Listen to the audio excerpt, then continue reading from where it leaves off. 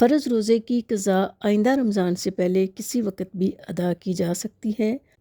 ان عائشہ رضی اللہ عنہا قالت کان یکون علی الصوم من رمضان فما استطیع ان اقضیہ الا فی شعبان متفق علیہ۔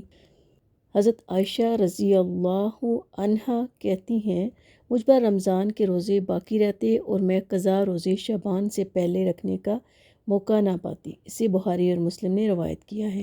شعبان رمضان سے پہلے ہوتا ہے تو اکثر ایسے ہی ہوتا ہے کہ کرتے کرتے رمضان آ جاتا ہے۔ فرض روزوں کی قضا متفرق طور پر یا لگاتار دونوں طرح جائز ہے، یعنی کہ الگ الگ بھی رکھے جا سکتے ہیں اور اکٹھے بھی۔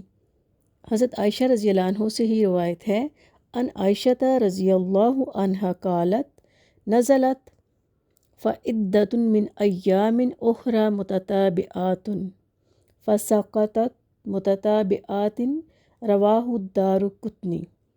حضرت عائشہ رضی اللہ عنہا فرماتی ہیں روزوں کے بارے میں پہلے یہ آیت نازل ہوئی کہ قضا روزے رمضان کے علاوہ دوسرے دنوں میں مسلسل رکھے جائیں، لیکن بعد میں مسلسل روزے رکھنے کا حکم ختم ہو گیا۔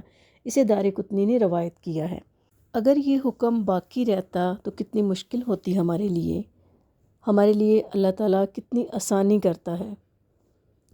قال ابن عباس رضی اللہ عنہما لا باس ان یفرق لقول اللہ تعالی فعدۃ من ایام اخری رواہ البخاری۔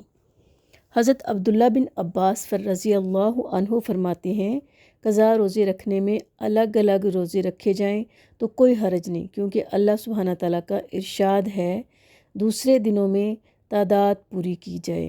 اسے بخاری نے روایت کیا ہے۔ تو اس سے کیا پتہ چلتا ہے کہ جو بھی روزے کسی بھی شرعی عذر کی وجہ سے چھوڑے ہوئے ہوں، بیماری کی وجہ سے چھوڑے ہوئے ہوں یا سفر کی وجہ سے، تو ان کی قضا پوری کرنی ہے، ان کی یعنی کہ تعداد گنتی پوری کرنی۔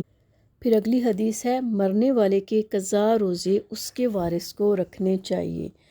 ان عائشہ رضی اللہ عنہا قالت قال رسول اللہ صلی اللہ علیہ وسلم من مات وعلیہ صیام صام عنہ ولیہ متفق علیہ۔